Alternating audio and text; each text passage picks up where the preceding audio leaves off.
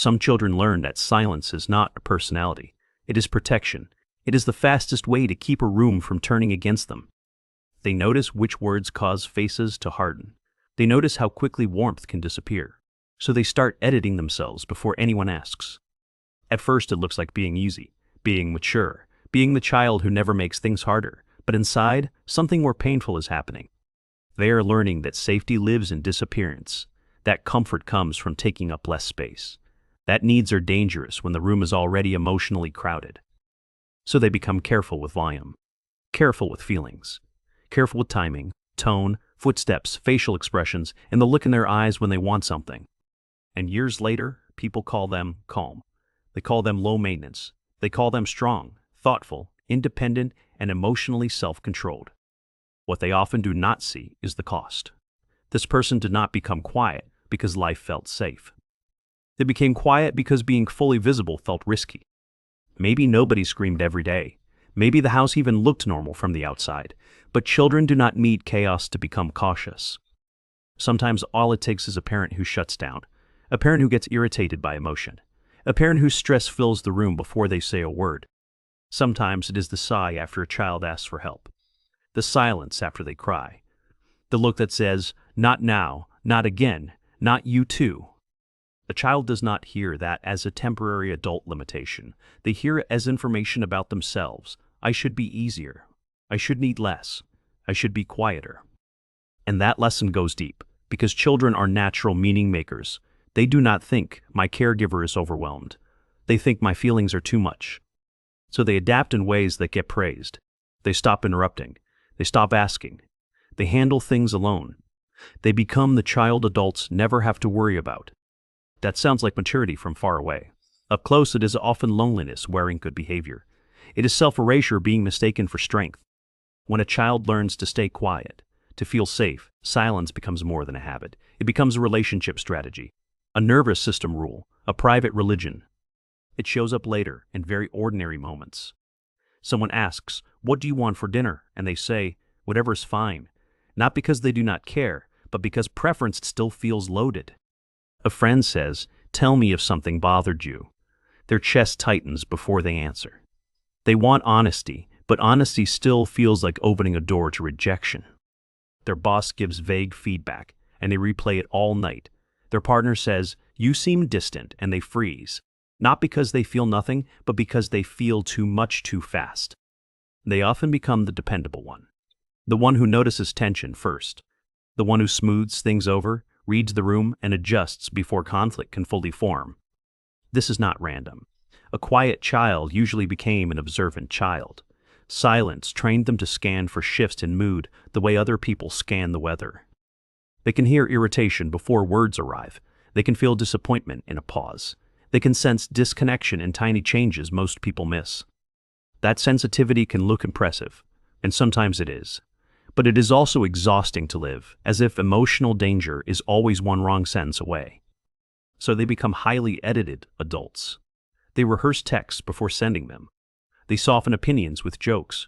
They apologize before asking for anything at all. Even their pain comes out carefully. They say, "It is not a big deal." They say, "I am probably overthinking."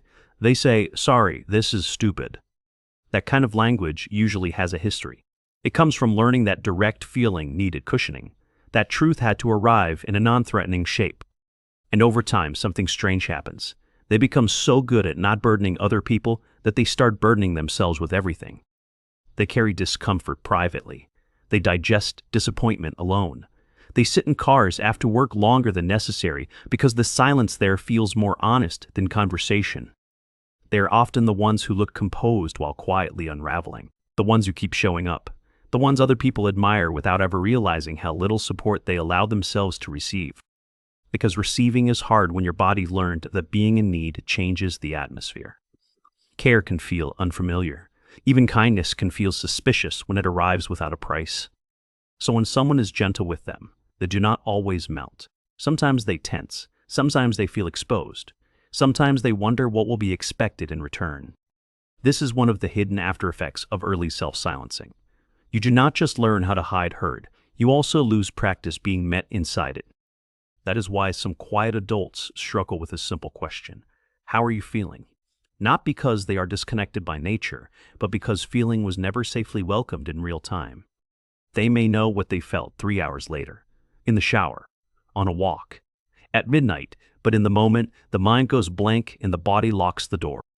That delay is not a flaw in character. It is what happens when expression has long been linked with risk. You cannot be spontaneous with feelings you learn to filter for survival. And the filtering begins early. A child notices that anger makes adults colder, sadness makes them impatient, fear makes them dismissive. So the child starts making emotions smaller before they leave the face. Eventually, even joy can become careful. Excitement is loud, curiosity takes space, desire asks for response. So they learn to mute not only pain, but aliveness. This is why some adults feel strangely flat in moments that should feel good. They finally get rest, love, or relief, and yet something in them stays braced. The body remembers what the mind tries to outgrow. It remembers that visibility once brought unpredictability. So softness can feel less natural than vigilance. You see it in relationships all the time. They say they are fine when they are hurt. They say they need nothing when they need reassurance. They say it does not matter when it absolutely does. Then resentment builds in the dark. Not because they are manipulative, because the part of them that wants closeness is still negotiating with the part that learned silence keeps the peace. This creates a painful double bind. They want to be known, but being known feels risky. They want support, but asking for it awakens old shame. So they wait for people to notice without being told.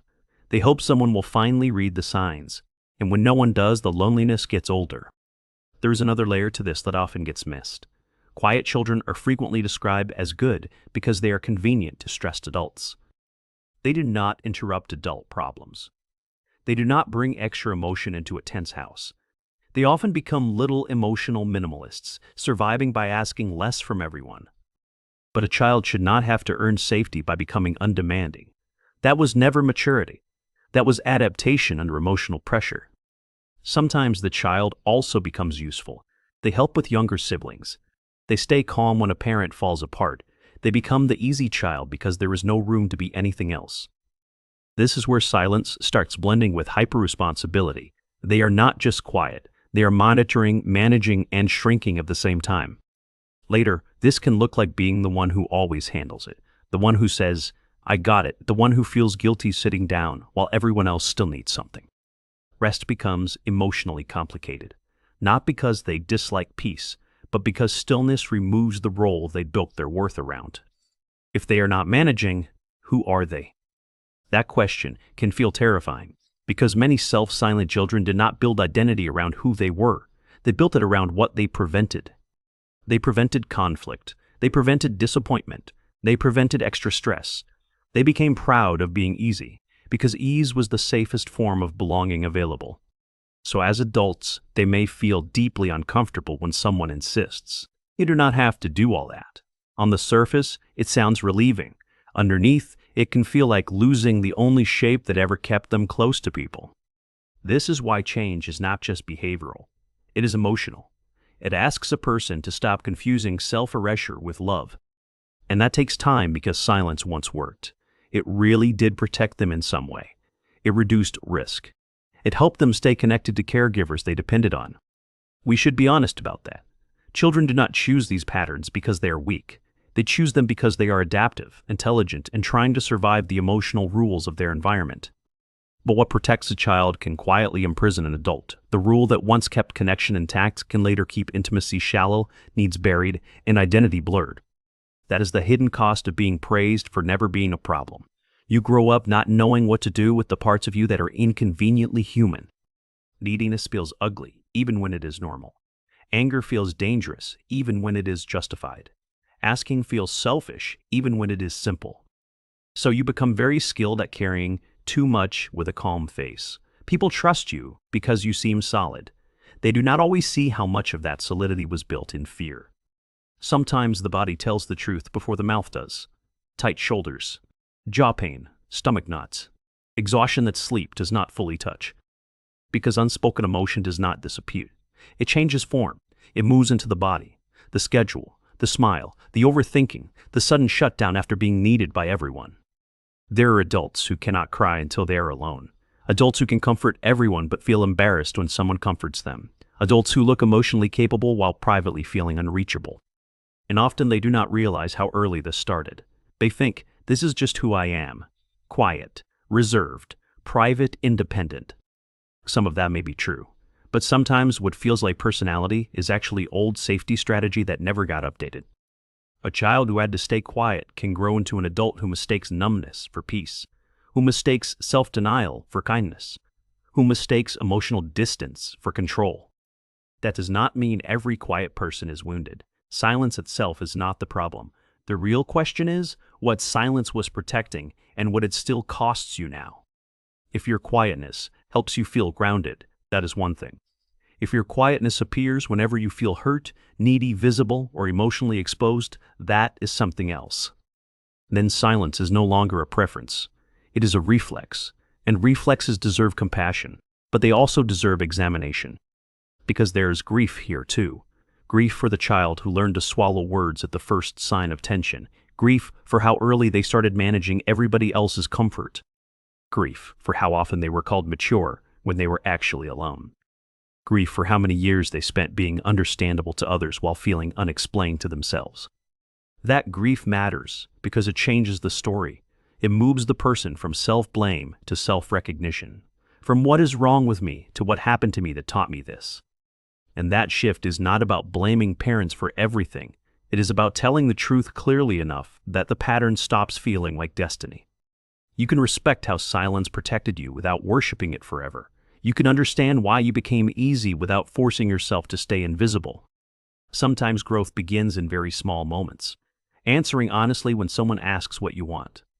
Noticing the urge to say sorry before you have done anything wrong. Saying, give me a minute, I am still figuring out how I feel. Letting that sentence be enough. Letting uncertainty exist without punishment. It may mean noticing how fast your body prepares for backlash that never comes. How quickly guilt rises after a boundary. How foreign it feels to be cared for without earning it. Those moments are not proof you are failing. They are proof the old rule is being touched, and old rules almost always speak before they loosen. The goal is not to become loud, dramatic, or endlessly expressive. It is not to perform vulnerability on command. It is simply to become safer to yourself than silence once had to be. That means learning that a need is not an emergency. A feeling is not an accusation. A boundary is not betrayal. A voice is not a threat. For someone who learned quietness early, those truths can feel radical. Not because they are intellectually confusing, but because the body still remembers older laws. And yet, many people who live this way become beautifully perceptive adults.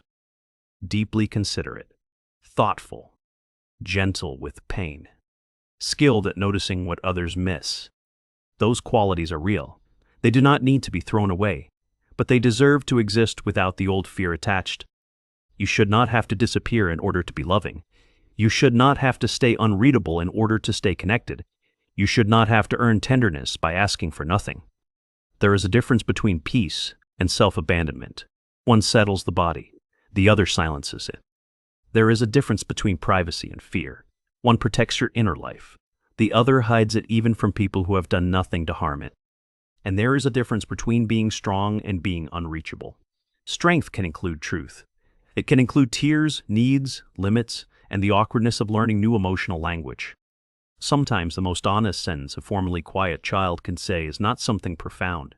It is something simple. That hurt me. I need help. I do have a preference. Simple sentences can feel enormous when your whole body learned to avoid consequences.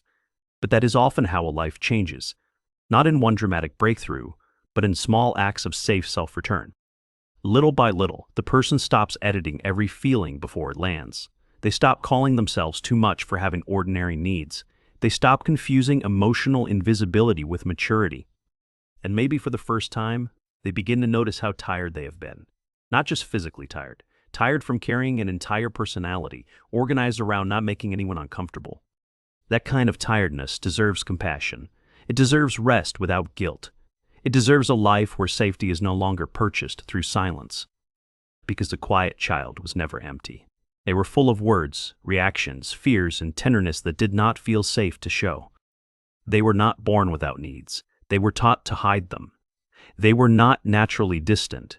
They were carefully trained by the emotional weather around them. So if you still go silent when something hurts, that does not make you broken. It means some part of you still believes quietness is what keeps love from leaving. But love that requires your disappearance will never feel fully safe, and peace built on self-erasure will always ask too much from you. The real turning point comes when you stop asking, "Why am I like this?" with shame, and start asking it with gentleness, history, and enough honesty to hear the child underneath. Because that child was not weak for becoming quiet. That child was brilliant. They found the safest shape available and lived inside it. But you are allowed to outgrow shapes that once saved you. You are allowed to become visible without apologizing for the space you take. And maybe that is the deepest truth here. Sometimes the quietest people are not the ones with the least to say. They are the ones who learned, very early, that safety might depend on never being fully heard. And nothing is more powerful than finally realizing your voice was never the danger.